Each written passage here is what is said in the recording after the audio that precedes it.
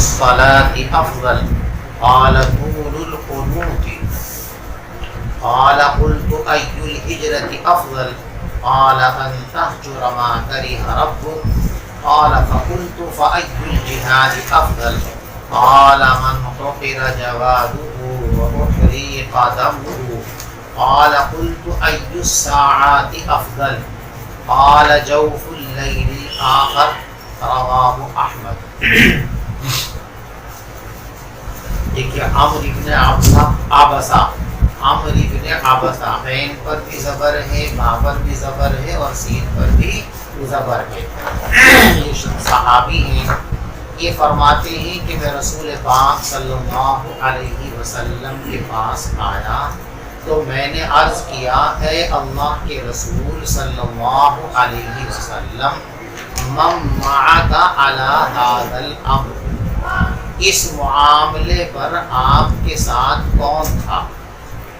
یعنی آپ جو دین اسلام لے کر کے آئے ہیں، سب سے پہلے مرحلے کے اندر اس دین کو قبول کرنے والے کون لوگ ہیں؟ تو آپ نے ارشاد فرمایا کہ ایک آزاد اور ایک غلام۔ جن لوگوں نے سب سے پہلے اسلام قبول کیا ہے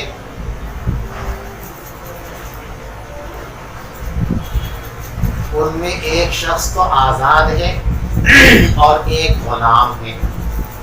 آزاد سے مراد ہے حضرت سیدنا صدیق اکبر رضی اللہ تعالی عنہ، اور غلام سے مراد ہے آپ کے متبنہ حضرت زید رضی اللہ تعالی عنہ۔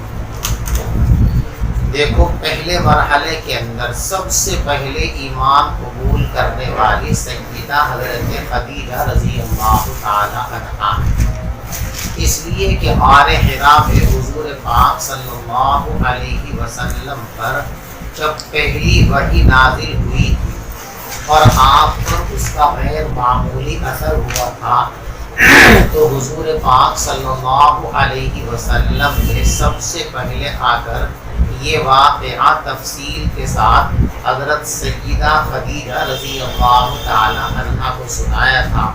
انہوں نے تسلی دی تھی اور وہی ان کو لے کر ورقہ بن نوفل کے پاس گئی تھی، اور ورقہ بن نوفل نے آپ کو تسلی دیتے ہوئے فرمایا تھا کہ یہ تو وہی ناموس ہے جو موسیٰ علیہ السلام پر آیا کرتا تھا، یعنی جو فرشتہ آپ کے پاس آیا ہے یہی فرشتہ حضرت موسیٰ علیہ السلام کے پاس بھی وحی لے کر آیا کرتا تھا، یعنی آپ کو نبوت اور رسالت کا فریضہ انجام دینا ہے۔ اب سوال یہ پیدا ہوتا ہے کہ جب حضرت خدیجہ رضی اللہ تعالی عنہا نے پہلے مرحلے کے اندر ایمان قبول کر لیا تھا تو ان کا تذکرہ یہاں پر کیوں نہیں ہے؟ اسی طریقے سے حضرت علی رضی اللہ تعالی عنہ جو حضور پاک صلی اللہ علیہ وسلم کے چچا زاد بھائی ہیں اور بعد میں آپ کے داماد بنے ہیں، تو انہوں نے بھی بالکل پہلے مرحلے کے اندر ایمان قبول کر لیا تھا، تو ان کا ذکر نہیں ہے۔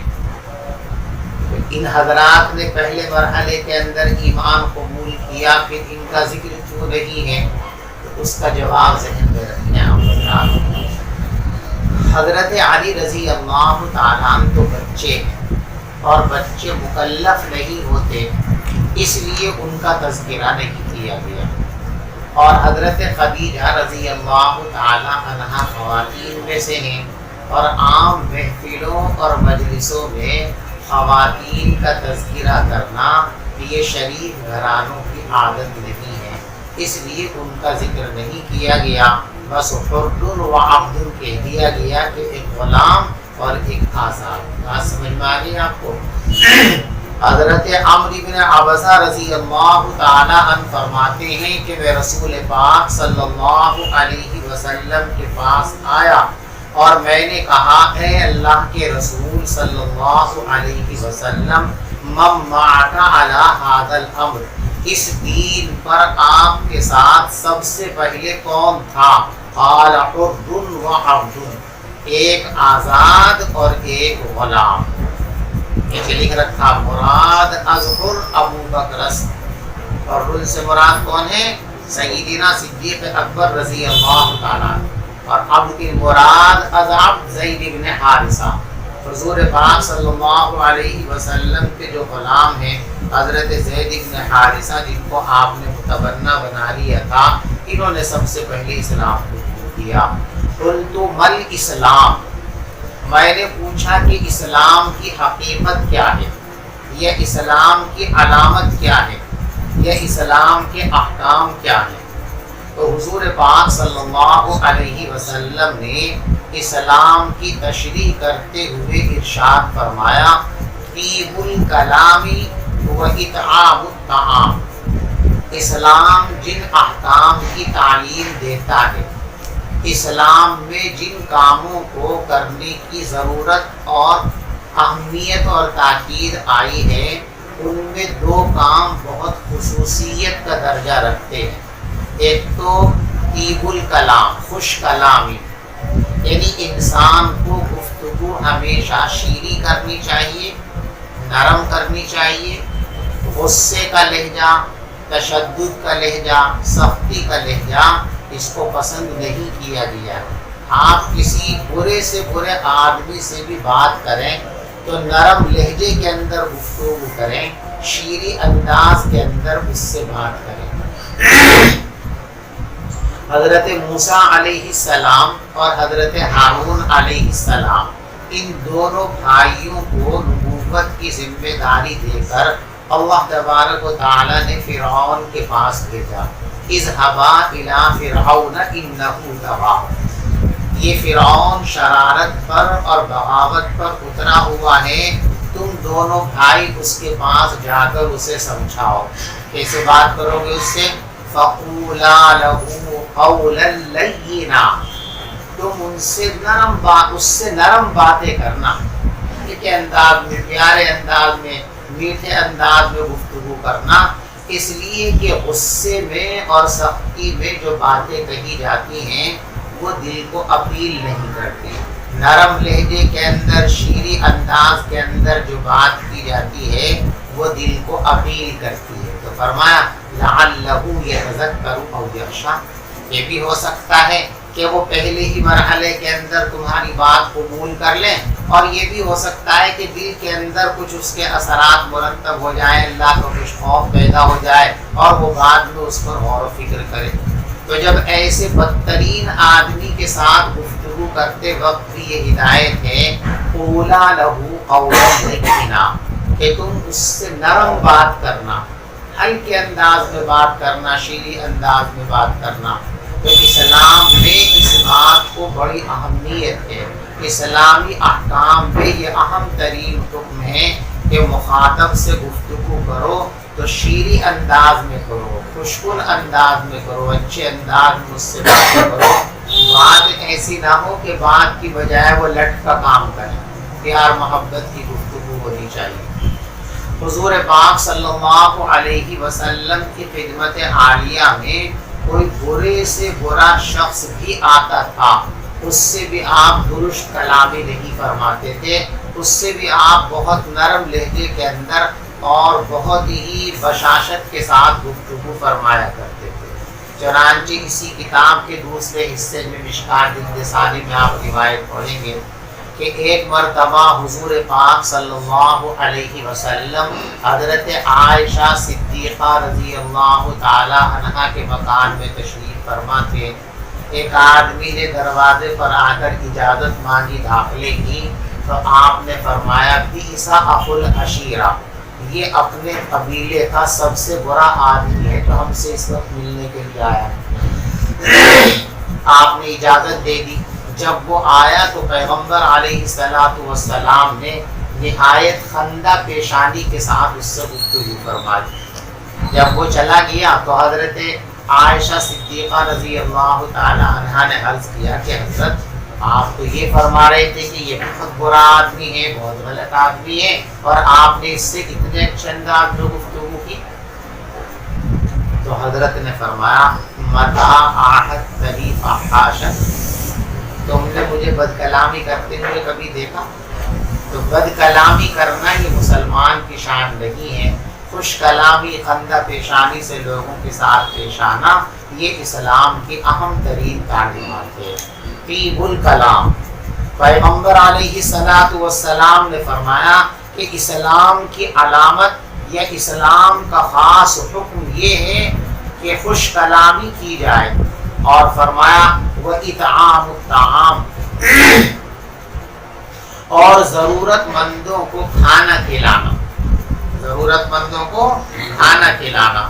قُلْتُ مَا الْإِيمَانُ، پہلے اسلام کی علامت کو پوچھا، اسلام کی تعلیمات کو پوچھا، اس کے بعد ایمان کے بارے میں پوچھا کہ ایمان کیا ہے، یا ایمان کی علامت، پہچان اور شناخت کیا ہے۔ تو جیسے اسلام کی تشریح کے لیے حضور پاک صلی اللہ علیہ وسلم نے دو باتیں پیش فرمائی، طیب الکلام و اطعام الطعام، ایسے ہی ایمان کے تقاضوں اور ایمان کی علامتوں کو بیان کرنے کے لیے بھی حضرت نبی پاک صلی اللہ علیہ وسلم نے دو چیزیں ارشاد فرمائی۔ فرمایا الصبر والسماحہ، ایک تو صبر ہے اور ایک سماحت ہے۔ یہ دونوں چیزیں ایسی ہیں کہ جو ایمان کا خلاصہ اور ایمان کی علامت ہیں۔ صبر تین طرح کا ہوتا ہے، ایک ہے صبر علی الطاعہ، اور ایک ہے صبر علی المعاصی، اور ایک ہے صبر علی المصائب۔ صبر علی الطاعات، صبر کے معنی حقیقت میں ہے روکنا، یعنی نفس کو اس کے تقاضوں پر عمل کرنے سے روک دینا، یہ دراصل صبر کی حقیقت ہے۔ طاعات کے سلسلے میں جب طاعات کا مرحلہ آتا ہے، کسی عبادت کی ادائیگی کا وقت ہوتا ہے، تو نفس کا تقاضا اس وقت یہ ہوتا ہے کہ اس عبادت کو نہ کیے جاوے، بڑا وقت لگے گا، بڑی تکان ہو جائے گی، بڑا خرچ ہو جائے گا۔ تو اب نفس کے تقاضے کو دبا دینا اور اس اطاعت اور عبادت کے اندر مشغول ہو جانا، یہ ہے صبر علی الطاعات۔ اور صبر عن المعاصی، کہ انسان کا نفس گناہوں کی طرف مائل ہوتا ہے، جب بھی گناہ کا کوئی موقع سامنے آتا ہے تو نفس کا تقاضا ہوتا ہے ضرور اس گناہ کا ارتکاب کیے جائے۔ اس وقت نفس کے اس تقاضے کو کچل دینا اور گناہوں سے بچ جانا، یہ صبر کہلاتا ہے۔ ٹھیک ہے، انسان کی امید کے برخلاف کوئی بات پیش آتی ہے، انسان کو کوئی نقصان پہنچتا ہے، اس کو رنج اور تکلیف دینے والا کوئی حادثہ پیش آتا ہے، تو اس موقع پر نفس کا تقاضا یہ ہے کہ انسان آہو بکا کرے، شکوہ شکایت کرے۔ تو اب نفس کے اس تقاضے کو کچل دینا اور شکوہ شکایت نہ کرنا، آہو بکا نہ کر دینا، ان سب چیزوں کو روک لینا اور یہ سمجھنا کہ یہ جو کچھ بھی ہے اللہ تبارک و تعالیٰ کے حکم سے ہوا ہے اور ہم اللہ کے حکم کے غلام ہیں، یہ ہے صبر علی المصائب۔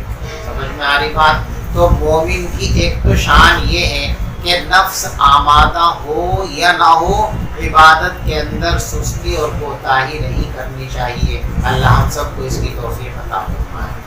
ایک ایمان کا تقاضا یہ ہے کہ گناہوں کا کتنا ہی تقاضا نفس کرے، کتنا ہی اشتیاق ہو، کتنا ہی دل اس کی طرف جا رہا ہو، لیکن ہرگز اس کے قریب نہ جائے، اور طبیعت کے خلاف پریشان کن یا نقصان دہ کوئی صورتحال پیش آ جائے تو اس کو اللہ کا فیصلہ سمجھ کر اور ثواب کی امید رکھے۔ یہ ہے اسلام ایمان کا تقاضا۔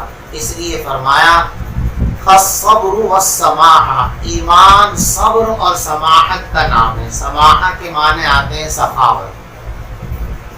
ایک مسلمان کے دل میں دنیا کی محبت نہیں ہونی چاہیے۔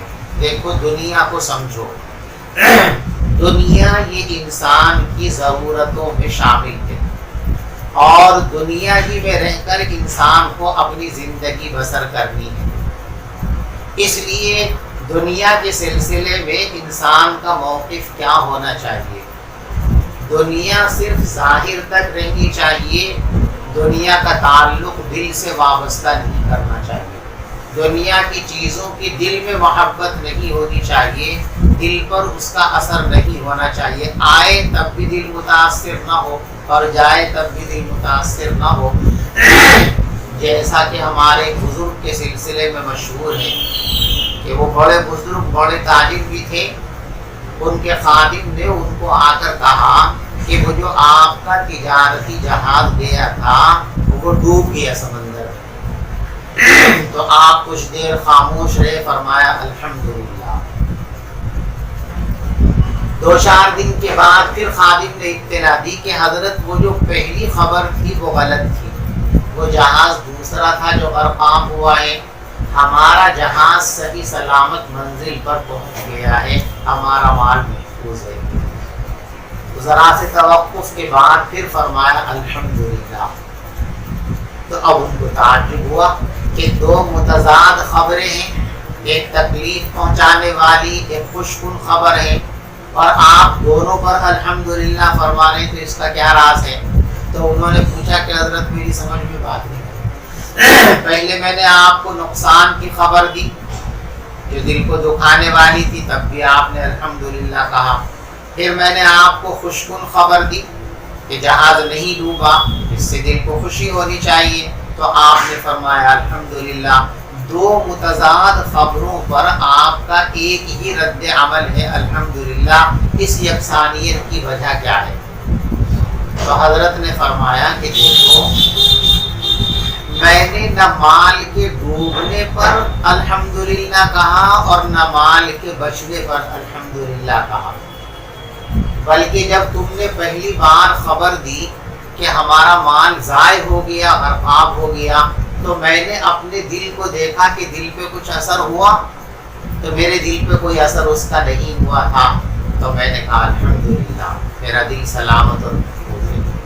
پھر تم نے جب آ کر کہا کہ مال سلامت ہے، محفوظ ہے، غرقاب نہیں ہوا، تو پھر میں نے دل کو دیکھا کہ دل پر کچھ اثر ہوا، میرا دل جیسا تھا ویسا ہی، اس پر اس کا کوئی اثر نہیں ہوا، تو میں نے جو الحمدللہ کہا وہ دل کی سلامتی پر کہا، یعنی دنیا کی چیزوں کا تعلق صرف ظاہر سے ہونا چاہیے، دل سے اور باطن سے نہیں ہونا چاہیے، دل میں دنیا کی محبت کو جگہ نہیں دینی چاہیے، اور جب دل میں دنیا کو جگہ نہیں دیں گے تو انسان کے اندر بخل پیدا نہیں ہوگا۔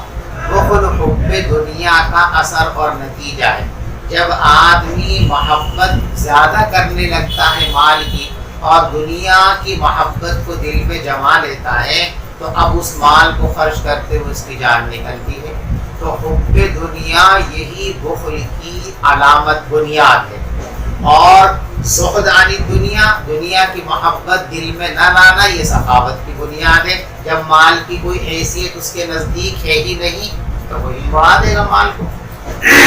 چنانچہ حضرت عائشہ صدیقہ رضی اللہ تعالیٰ عنہ کے بارے میں ایک واقعہ مشہور ہے کہ ان کے یہاں بہت سارے دنانیر آئے، خادمہ سے کہا بانٹ دو انہیں، بانٹ دو، سب بانٹ دیا، اور خود روزے سے ہیں، گھر میں کھانے پینے کا انتظام نہیں ہے۔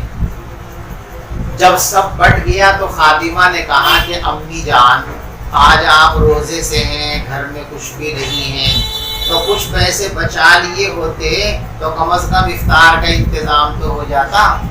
تو فرمایا کہ اللہ کی بندی، اب بتانے سے کیا فائدہ، پہلے سے بتاتی تو چلو بچا لیتے کچھ اپنے لیے۔ یعنی دنیا سے کوئی تعلق ہی نہیں ہے، دنیا آئی ہے، دنیا سے ہماری ضرورتیں وابستہ ہیں، لہٰذا ان ضرورتوں کی تکمیل کے لیے دنیا کمائی ہے۔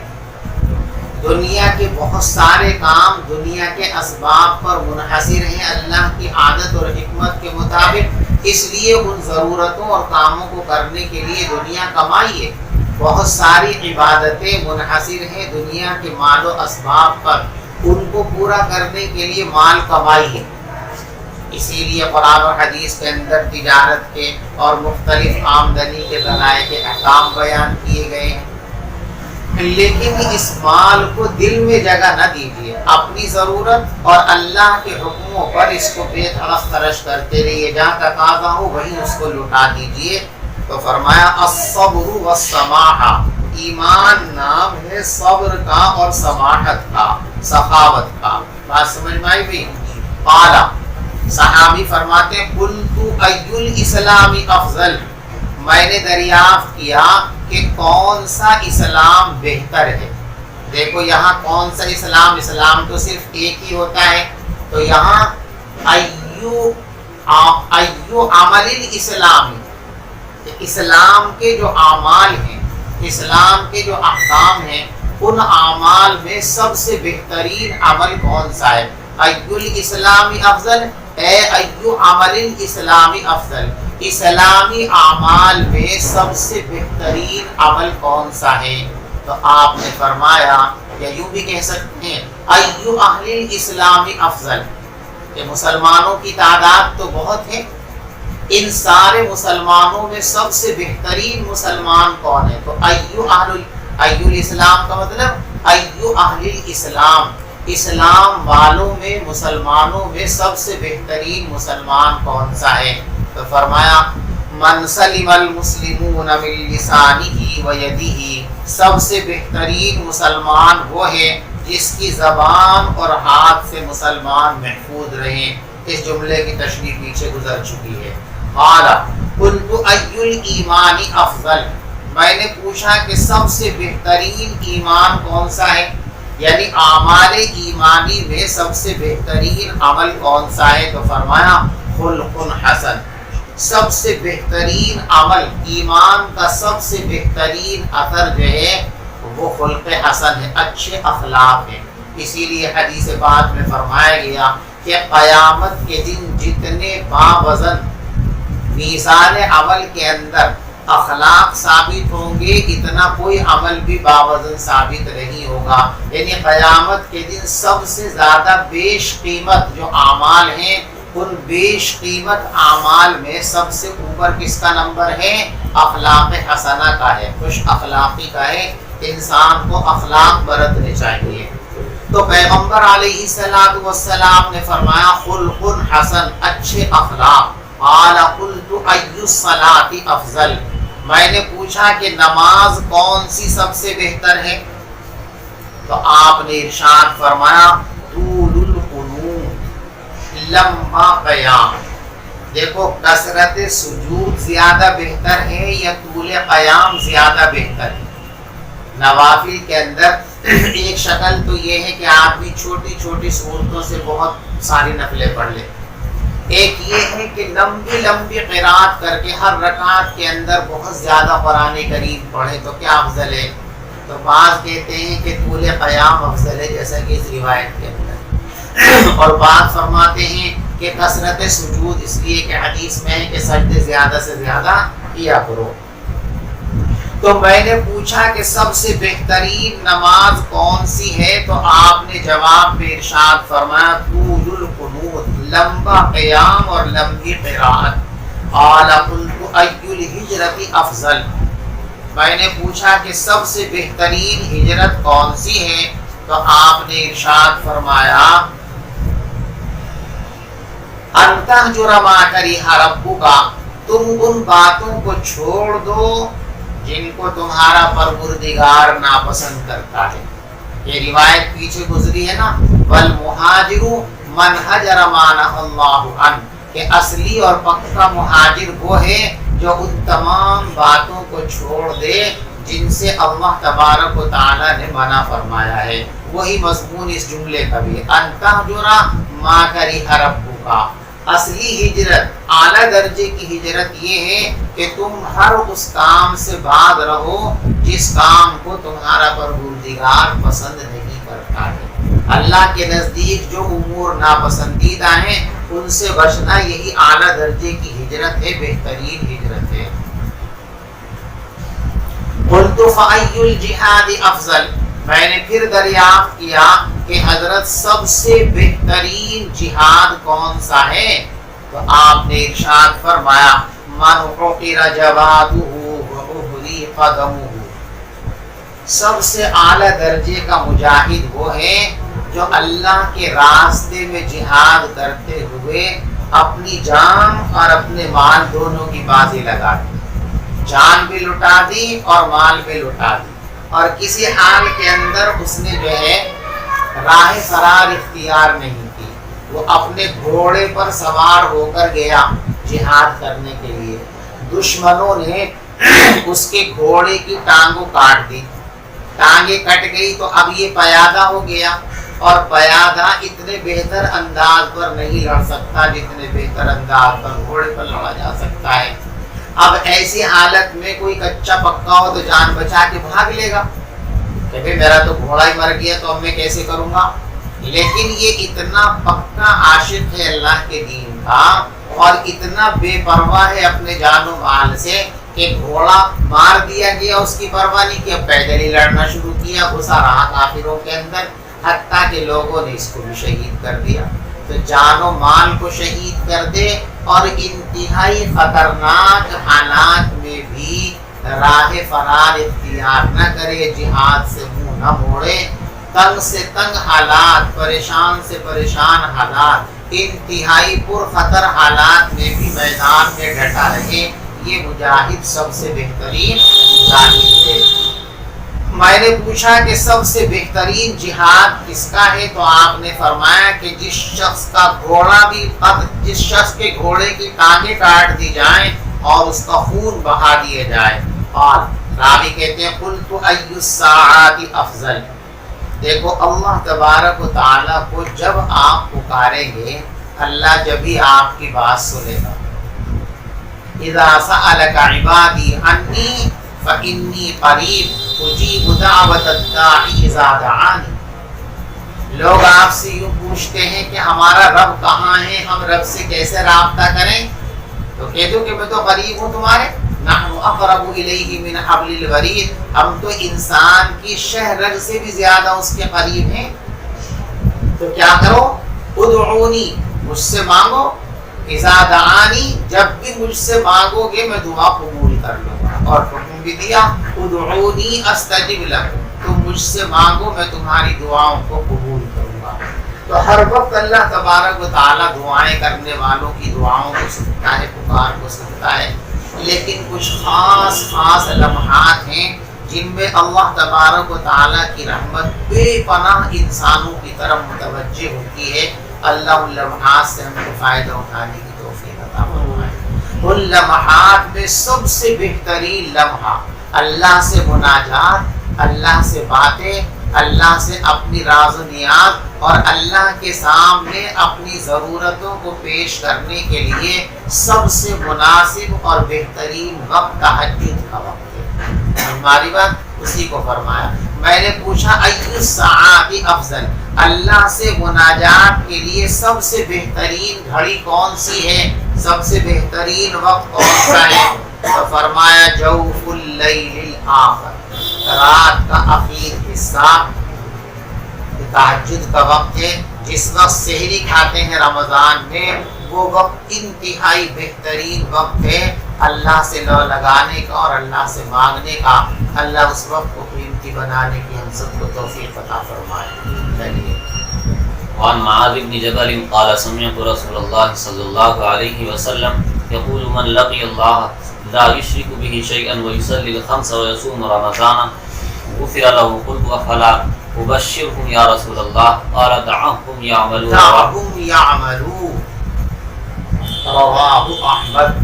حضرت معاذ بن جبل رضی اللہ تعالی عنہ فرماتے ہیں کہ میں نے رسول پاک صلی اللہ علیہ وسلم کو یہ ارشاد فرماتے ہوئے سنا، جو اللہ تبارک و تعالی سے اس حال میں ملاقات کرے کہ وہ اللہ کے ساتھ کسی کو شریک نہ بناتا ہو، وَيُصَلِّ الْخَمْسَ، اور 5 نمازوں کی پابندی کرتا ہو، وَيَصُومُ رمضان، اور رمضان کے روزے رکھے، غفر لہو، تو اس کی مغفرت کر دی جائے گی۔ یعنی جو بھی اسلام کے احکام کی پابندی کرے گا ایمان لانے کے بعد، وہ بخشا جائے گا۔ قال قلت، تو میں نے کہا افلا ابشرہم یا رسول اللہ، حضرت کیا میں لوگوں کو اس کی خوشخبری نہ سنا دوں؟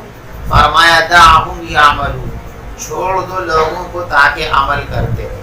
کبھی کبھی خوشخبریاں سن کر لوگ جو ہے اعمال میں سستی کر دیتے ہیں. سمجھ میں آ رہی بات؟ بھائی پاس ہو گئے تو کتاب تاپ میں رکھ دی، پاس تو ہو ہی گئے، ایسا اکثر لوگوں کا ہوتا ہے. اور بعض لوگ وہ ہوتے ہیں کہ پاس ہو گئے، امتحان کا موقع ہے، یہ امتحان کا موقع نہیں ہے، ان کا مطالعہ، ان کا تکرار، ان کی علمی محنتیں برابر جاری رہتی ہیں. تو اکثریت کہا ہے بخشے گئے بھی، بس بخشے گئے تو کیا کرنے کی ضرورت ہے، پھر اعمال چھوڑ بیٹھیں گے. تو فرمایا دعہم یعملون، لوگوں کو چھوڑ دو تاکہ وہ عمل کرتے رہیں. رواہ احمد.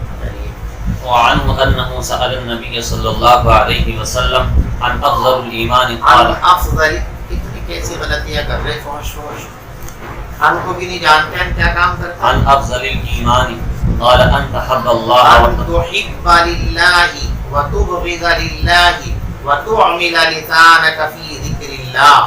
قال وماذا يا رسول الله؟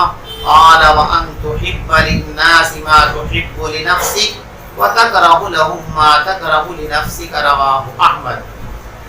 حضرت معاذ رضی اللہ تعالیٰ سے مروی ہے کہ انہوں نے رسول پاک صلی اللہ علیہ وسلم سے افضل ایمان کے بارے میں سوال کیا کہ ایمانی اعمال میں سب سے افضل ترین عمل کون سا ہے.